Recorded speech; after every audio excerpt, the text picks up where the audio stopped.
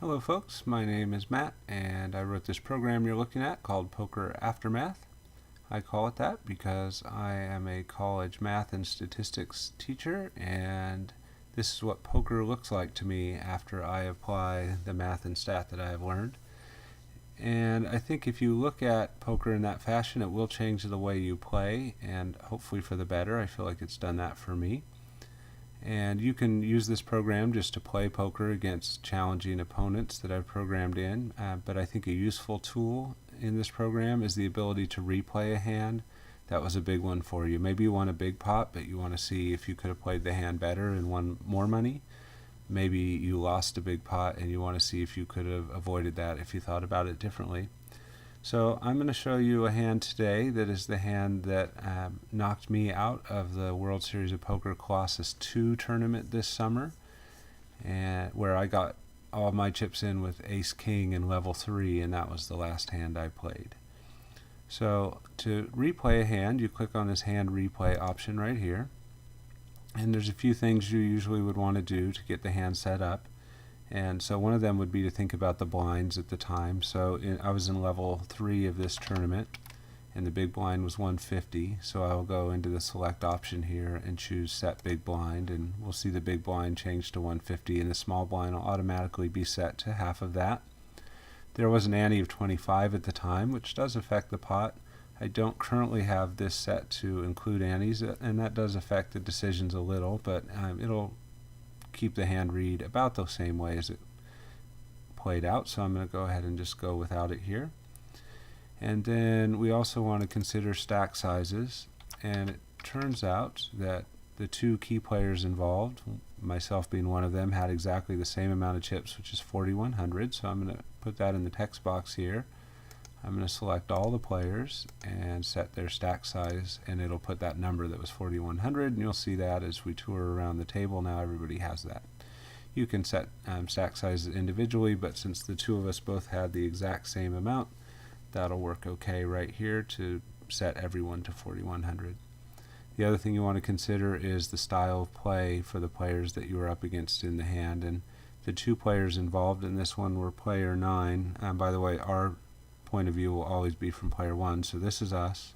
We are against this player 2 to our right, player 9, and this player 2 to our left, player 3. So I'm going to use this button to set the style of play for those players. I was keeping statistics from the beginning of level 2 in the tournament, which was the previous 20 hands to this one, and the app I use on my phone keeps track of VPIP and PFR, which is the percentage of hands that the player voluntarily put money in the pot, and the percentage of hands for which the player had a pre-flop raise. And so I'm going to use that information to set the player styles. So first we'll start off with player 9, the 1-2 to our right. He was a late registrant to the table, so I don't have quite as much information on him, but he had voluntarily put money in the pot 19% of the time, and most of those he was raising. 16% of his plays were raises. We were 10-handed for all of this time, and I had observed this player for 16 hands, so I will apply those settings. It gives that player a tightness level of 0.65 on a scale of 0 extremely loose to 1 extremely tight, and an aggression level of 0.80 on a scale of 0 very passive and 1 extremely aggressive. So this is a pretty aggressive player and somewhat tight. And then the other player involved, player 3, will set up their numbers. They had seen 15%, or put money in 15% of the pots voluntarily and raised 5%, and that was all 10-handed, and I'd observed their play for 20 hands. So I'll apply that, get their style. They're pretty tight and not as aggressive, kind of an average level of aggression. And then for myself, using the hands that I had both recorded for the last 20, where I had only saw one pot and raised none, plus information I know about how I was playing before, I'll say that for me, my VPIP was probably about 12% of the hands, raising about half of those at 10-handed, and that's based on about 30 hands worth of play. The more hands you put in, the more weight that's given to these numbers. It's always balanced out with about 10 hands worth of just average style play, so that we don't put too much weight on a read that's based on just a few hands. And so then our image is tight and somewhat aggressive. All right, and then we want to think about where people were. This player was under the gun, which makes this player big blind, small blind, and the button. So we can use this button right here to move the dealer button around the table to its proper location. We use this template up here to choose our cards. I had Ace King offsuit. And let's go ahead and hit deal, and that'll start to play out of the hand. And this player that was under the gun came in for a raise to 350. So we enter the amount of the raise and click the R button for that. This player folded. And I'll tell you what I did here. I think it was a mistake, but because this player was an under the gun raiser, I gave them a little too much credit, I think, for a big hand, given the style of player they were. And I was feeling a little cautious. I guess you can get that out of the idea that I only played one hand out of the last 20. And I decided to just call the flop and see what happened. So I did that, and this player folded, and then player 3 came in for 1100. And then everybody folded back around to this player who also folded, which kind of indicates maybe it wouldn't have been a bad idea for me to raise them, but that's gone. And so now what do I do here? So I had two thoughts going through my head. One of them was a cautious one. Maybe I should just call because this player probably has something pretty good, so let me see if an ace or king comes, and then if not, maybe I can get away from it. And then I think as I was thinking that, I got a little upset with myself. I had already been passive against this player, and now I was going to be cautious again here. And some part of me said, look, you've only got a little over 20 big blinds left. You got to get some chips. You got a strong hand. You should go for it. And I decided to raise, and I went all in. This player instantly called me, turned over aces. I had a run out no better than I could expect, and we had the same amount of chips, so I was out and done. So I want to show you some of the things I think I should have thought about before I raised. One of them is I should have thought about the fact that this player was raising an under the gun raise and a call by a tight player, and he himself was a tight, fairly passive player. If I mouse over his left card, it shows me the likely hands he would do that with. We have kind of a visual of it up here. Looks like big pairs down the diagonal and maybe some ace-king suited or offsuit. 24% chance, 25% chance he had queens, just under that for jacks. Kings and aces a little lower because I have an ace and a king. It makes it harder for him to have aces or kings. Maybe pocket tens, maybe some other stuff. If you investigate that further, you'll find out most of the other stuff is ace-king, which is tied with our hand, so that's not so great either. We look at the equity against his range, and if your equity is under 50%, it means if you were all in against that player, you would be an underdog to win the pot. So not the best place for me to get all my chips in. If I click the what if button, and let me put in the raise amount first, 4,100. What if I went for all my chips? Let's not do it yet. Let's just think about it. If he called, what would he probably have? Aces, kings, queens, jacks, and the rest of the percentage, if we investigated further, is mostly ace-king. So maybe he would have the same hand as us. Maybe he has us crushed, or maybe we're racing. And overall, that puts us in a position where the expected value of our shove is a negative profit, meaning in the long run we would lose money by making that play.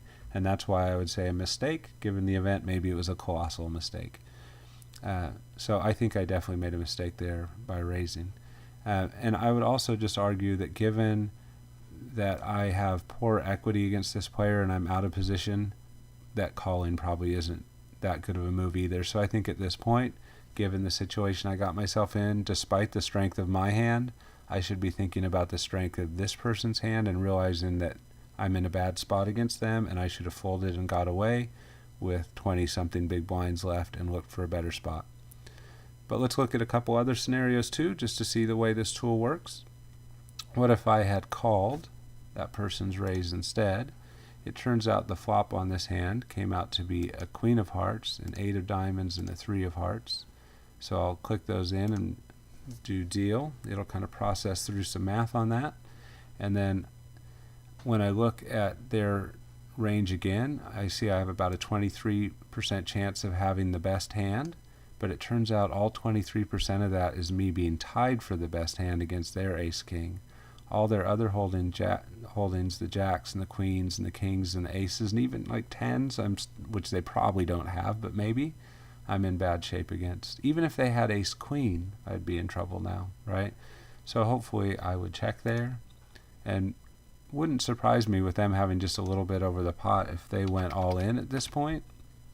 And if they did that, then it doesn't change things much, because everything I was against probably would have bet, and I was probably behind two. But now, if I only have a 23% chance of having the best hand, and that's really tied for the best, where I would only get half of the pot back, it just doesn't seem like I have the right odds to call. Hopefully I would have realized that, folded, still had 20 big blinds left, and continued on in my tournament, and who knows, maybe I pick up a hand in a better spot. When the hand is over, it shows the other player's hand, and in this case, it shows ace-king. They really had aces, but just the way this is coded in to avoid card overlaps, it always assigns the other player the same cards as you did. Before I end this video, I just want to show you another key thing, which is that I could have played this hand a different way that probably would have been better. So let's set those stack sizes back to 4100. The button, if I hit deal, will move to here, so let me get it back in the proper position. Put my cards in again and deal it up one more time. Let's start that player off with the raise. And then again, instead of just saying, uh-oh, they're under the gun, maybe we should have thought about who this player is. They're fairly aggressive. And when we look at their hand ranges, there's a lot of hands in there that we would have in bad shape. Ace-jack, ace-queen, king-queen. The pairs would be racing against. Maybe we're tied with ace-king, more under pairs to us, some that might fold. We have equity over 50% against them. There's a good chance we have a hand that most people would consider better. So I think that despite the fact that they were under the gun, given their style, it would have made sense for us to maybe raise it up to 850 here. And if I had done that, and this player then seen a raise and a re-raise in front of them, did what a lot of players might do with aces and just go ahead and get it all in, then given that they did that, facing an under the gun raise and a re-raise from somebody who's been playing pretty tight the last 20 hands, I think it would be clear to me at that point I was beat. If I mouse over what cards they have, I see they probably had aces or kings or queen-queen or maybe jacks. And so a little bit of their range I'm racing against. The rest has me crushed. Some of it's tied with ace-king. My equity is 28.31%. I think that would have been a reasonably easy fold. And then I get out of this hand with a little less than 22 big blinds and a chance to continue on in the tournament. So I hope you found this kind of interesting to see how this program can help you replay a hand and help you think about alternative decisions you could have made. So if you like this program and you'd be interested in giving this a try, if you look in the description of this video, I've put a link in there that'll take you to a page that gives you download directions for the program. It does run on Windows PCs only, not on Macs, so you'd need a PC to run it, or at least Windows installed on your Mac to run it. It's better if it has a faster processor because of all the math number crunching that's going on. And I would appreciate it if you go ahead and give me a like to the video, download the program, give it a try. As I do future videos, if you subscribe to my channel, you'll get notifications that a new video is out there. So I would appreciate it if you would do that too.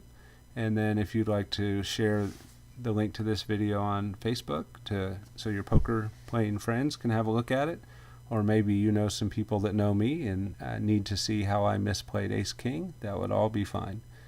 So I appreciate your watching the video. I hope you enjoyed it. I hope you try out the program and like, share, and subscribe. Thanks again.